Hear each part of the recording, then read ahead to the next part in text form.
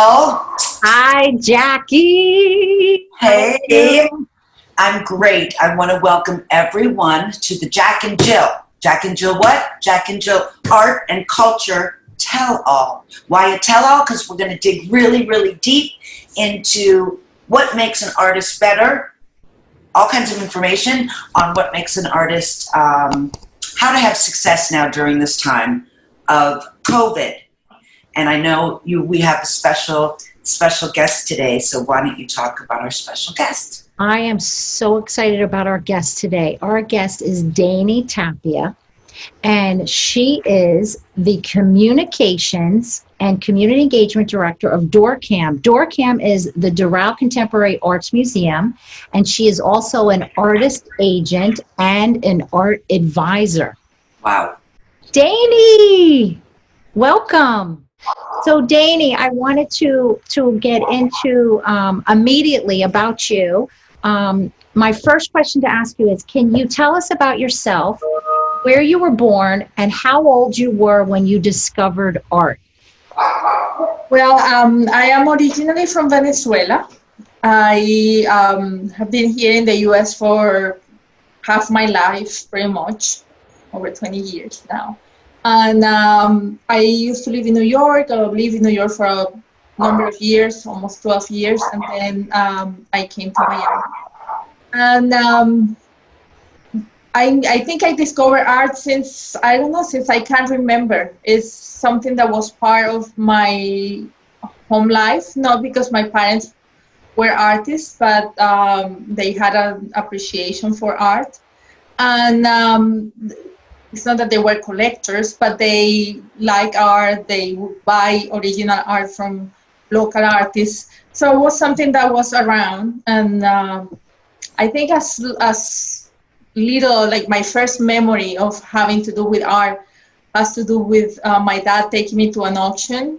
That it wasn't per se an art auction. It was like some charity event, and they were doing an auction there, and I must have been probably 5 or so, because I was still sitting on my dad's shoulders, and I liked something, and my dad bid for it, and we got it, and we took it home, and I can remember that feeling of wanting something that somebody made, and then having it, bringing it home, and cherishing it. And I was at my parents' house until I can remember. So it was cherished forever, and it was a great feeling. So that's as far as I can remember.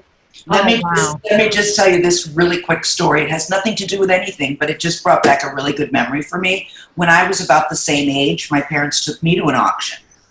And what did I get? A pony. But it was really was a pony? I got a pony. But it really wasn't a pony, it was a mule. Oh. But I loved it anyway.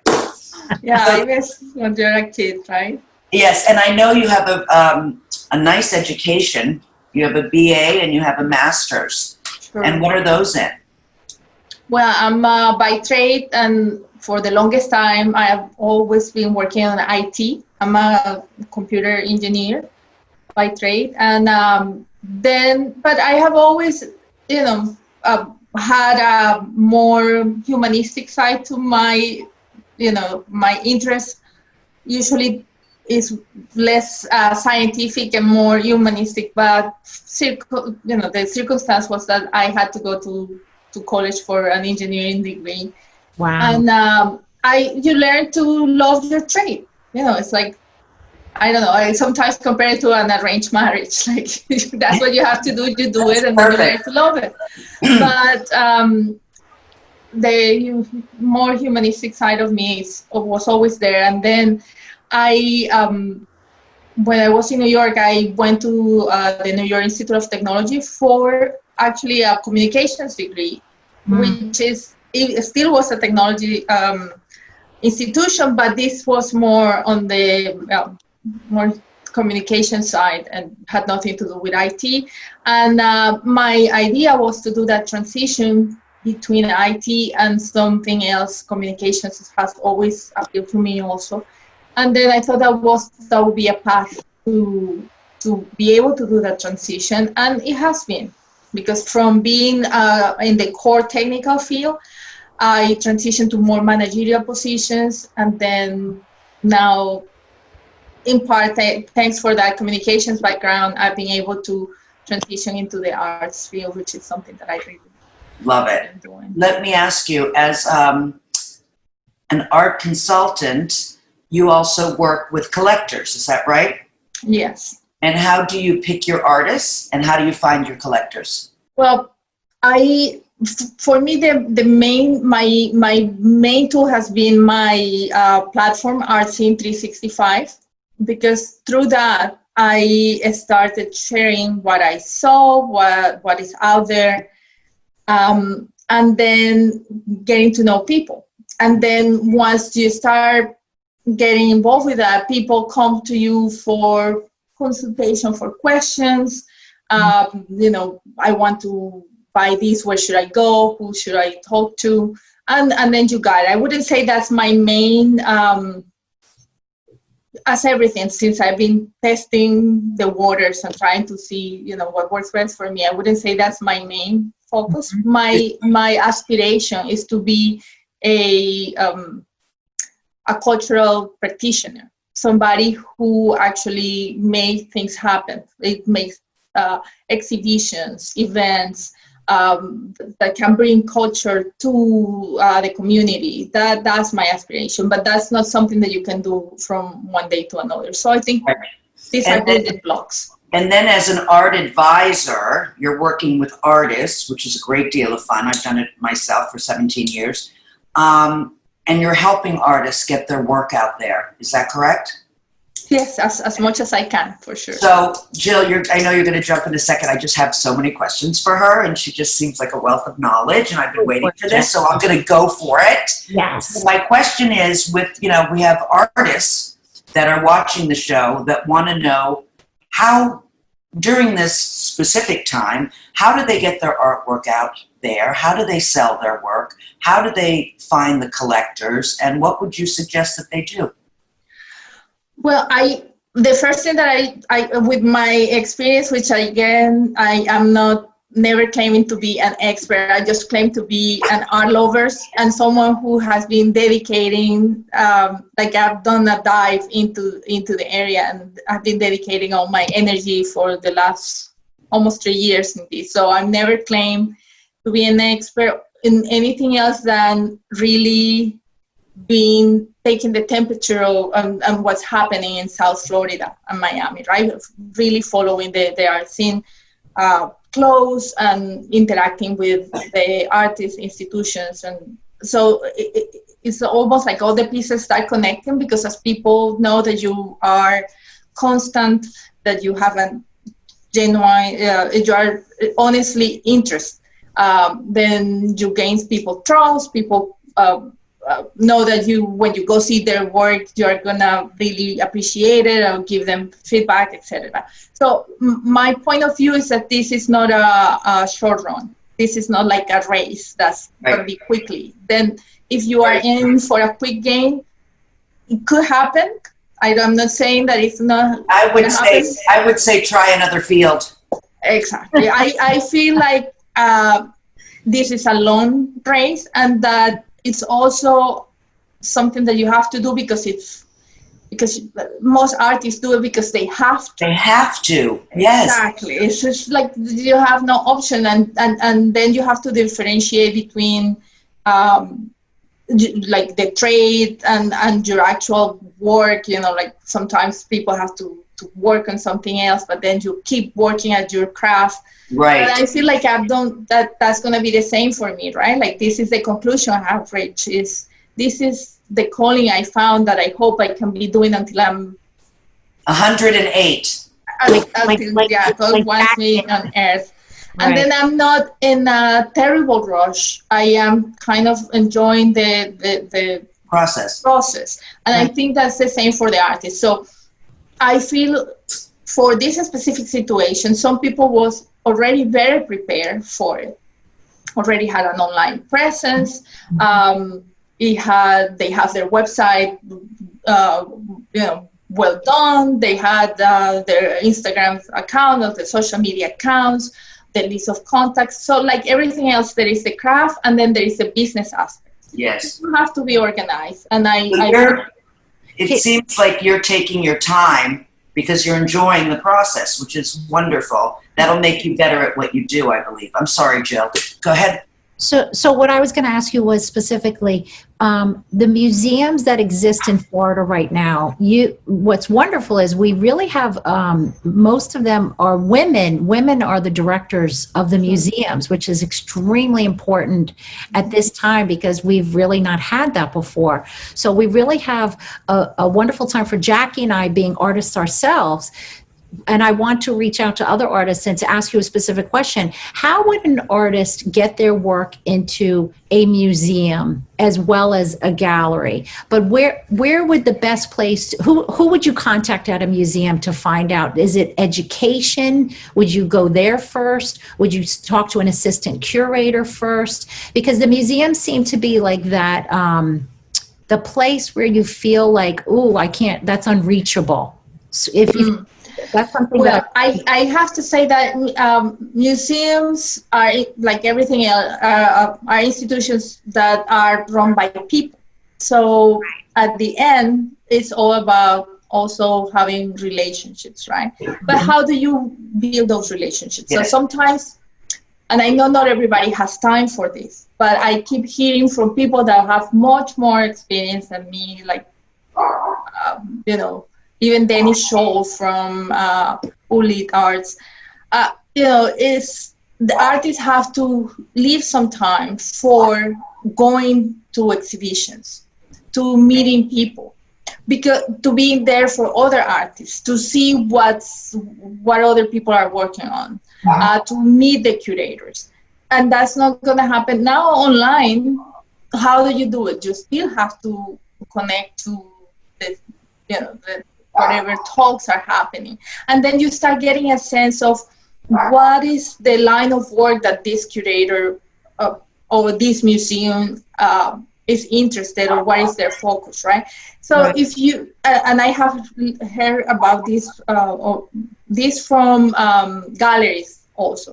If you go to a gallery and you just send them an email saying, hey, here's my work, take a look, it's probably like out of the blue, and they are not going to pay attention to you. Yeah. But if you really have been following that gallery and know the kind of art that they show, and understand if this is the right place for my work, or and you have an understanding of what's their line, their curatorial line, and go to their events and get to meet the galleries. Right. At some point, if that's the right place for your work, it might happen, right? It's better when you have been supporting a gallery or an institution, and they're going to be much open to say, hey, would you come for a visit? Would you have a few minutes to take a look at my portfolio? And people would do it. Yeah. It's that trying to be out of the blue, oh, look at my work, and I don't think that without having a relationship first. Yes. So, but how do artists go about that now? Because most of the institutions are closed because of COVID. Virtually. So it's really hard to build a relationship. Is it something where you contact a curator that you know already works with, like you said, is your work compatible with that gallery or that establishment? So if you reach out to a curator, what's the best way to say, hey, would you like to do a studio visit with me or something along those lines, but yet you don't have a relationship with them? So how would you go about that? Well, I guess then my answer to that is you have to build a relationship first. Got it. And that takes time. Right. And I'm not saying it takes 10 years or 5 years, because again, I did it in much less time, and I know it has been a luxury. And I'm so thankful for that, because at some point this has been my job. My self-appointed job was to go to galleries, to go to museums, to be on top of what's happening.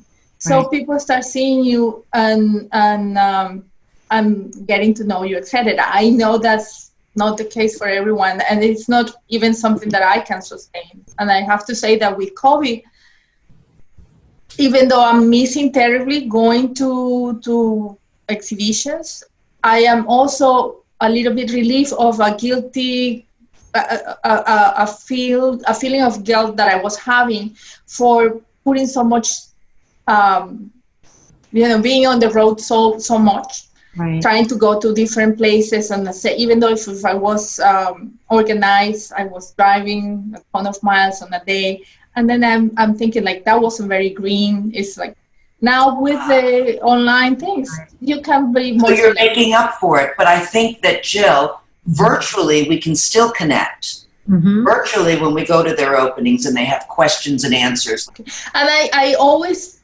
feel like you have to be true, like if truthful. If you are Authentic. connecting and they're authentic and you're connecting and you're not really paying attention to what they are talking about, and you're just thinking like, okay, when do I come and plug my art? That's gonna come through, right? I think that Absolutely. when people honestly are listening and trying to kind of, I'm now seeing what this other artist is doing. Honestly, you're gonna have a question that's gonna be relevant, and then you're gonna start a conversation. Somebody's gonna, again, in my experience, somebody else can have a different experience, but in my experience, it will take time. Right. But I get surprised sometimes when artists that are established or somewhat established, or what I consider to be experienced, suddenly don't know who the curator for the XYZ museum is. I'm like, this is part of your business. Even if you don't know this curator personally, you should know. We have like 6 or 8 museums, art museums in the area. Right. Without going too much farther than West Palm Beach or something. Mm-hmm. You should know. It's just your business to know who are the curators there, right? Yes. It's like not knowing who the director from the Panda Museum is, which are all beautiful people, very accessible. But if you don't even know their name, how can you build a relationship, right? So you should. This is your business for artists, and yes, you should know.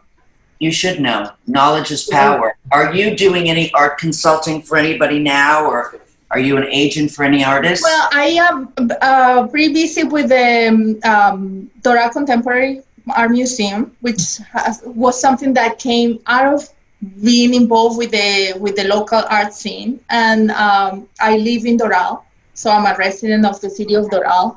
And at some point, I heard that they were going to talk about the new museum coming up, and I'm like, oh, how come? I definitely want to know about this, because I feel like the city needs more culture, more things. So going to one of these talks, I connected to the founders of the museum and let them know what I was doing. Mm-hmm.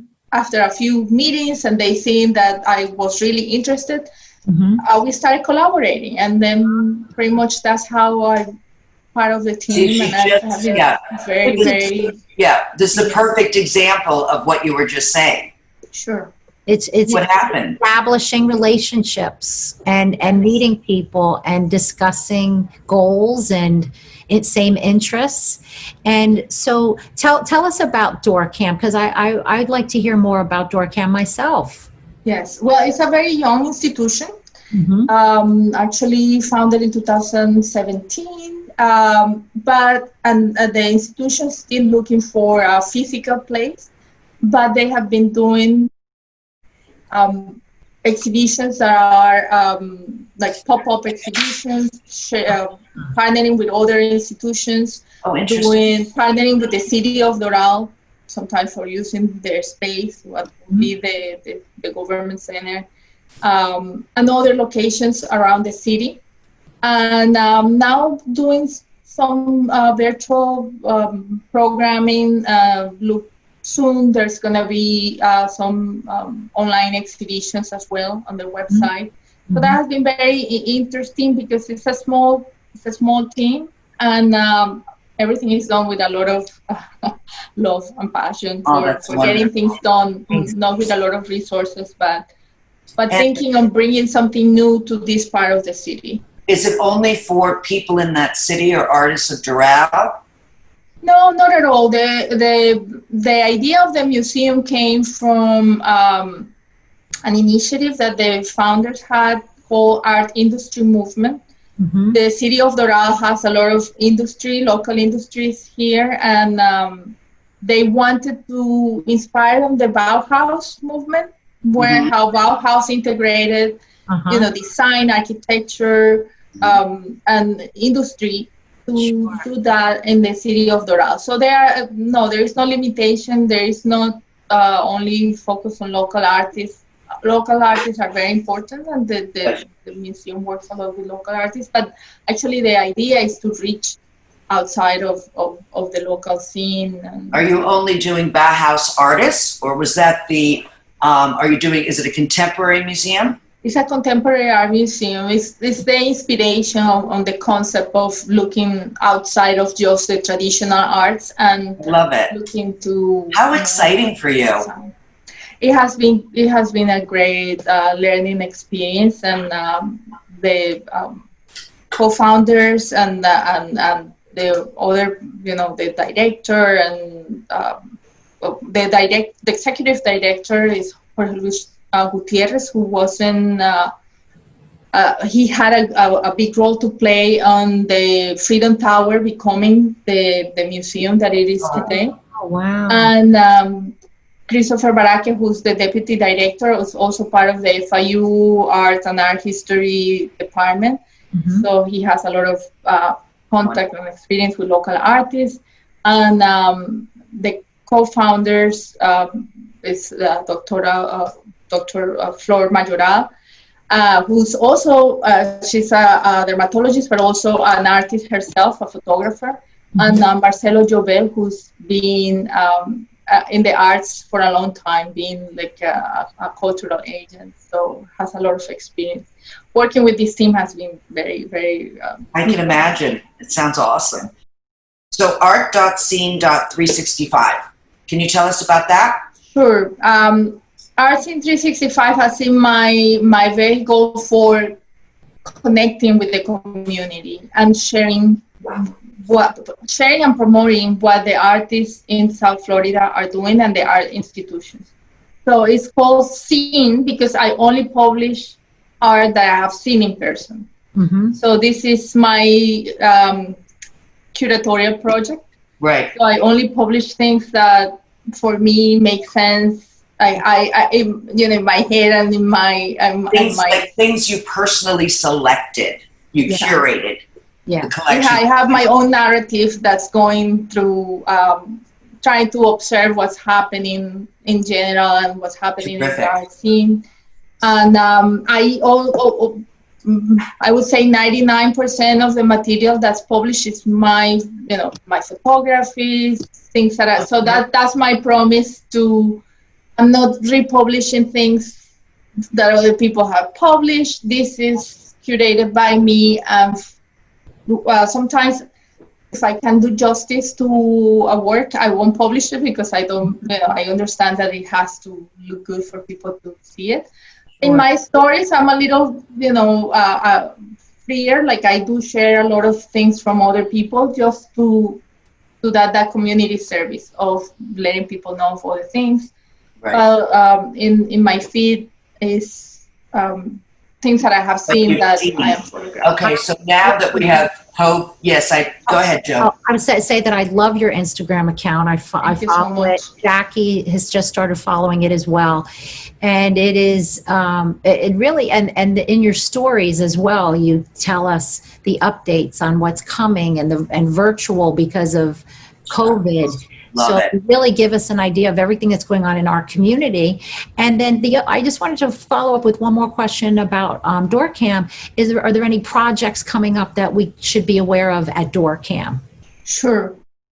We had started the first session of a series that's called Curator Conversations, hosted by Omar Lopez Shahud, who's the artistic director and curator for Untitled. Okay. And he's going to be talking to curators from different areas. This time he was talking to 2 young curators from New York, and it's going to continue. So that's very interesting. We're very excited. we had a very nice turnout. It was great. And as an exhibition per se, we are working on having an online exhibit that's coming out soon. I'm not gonna say too much soon. It's gonna be revealed, but it's basically adapting ourselves to the times, right? Where really there can be physical exhibitions, but also to have, bring the art and exhibitions to people. We're gonna do it online, as is almost like a simulation of what it Of would course. be. Do you do a call for artists? For this one time there hasn't been a call for artists, but the Art Museum has done call for artists before. Sometimes for projects as that have been commissions on partners with other institutions. For example, Baptist Health was building a new center in Doral, and the museum was managing the call to artists for sculptural work that's to be outside the building, and so the museum managed that, and Carola Bravo was the winning artist. And sometimes for exhibitions, for example, for Miami Art Week, we usually do a big event, and last year it was in combination with something called the name is escaping me, but it has to do with new media, the New Media Art Festival. And then there's a lot of work that has to be done on video installation, and so yes, there was an open call for that. Okay, great. Well, we are going to be ending now. We've come to what a wonderful show this was. Yes, Really so appreciate you coming on, Dainy. No, thank you so much. I've been very honored for you to think of me. We are honored to have you. Yes, really. I was excited. Information, and you're wonderful, and we love your appreciation of art and all that you do for artists.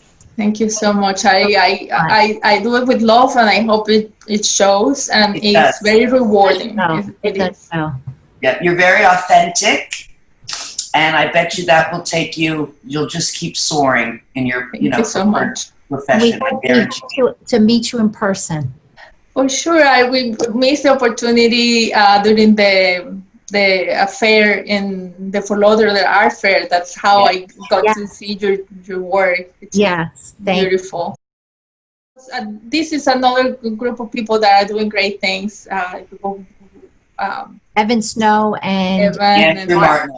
They do a lot of work, and they really, they really make a lot of things happen.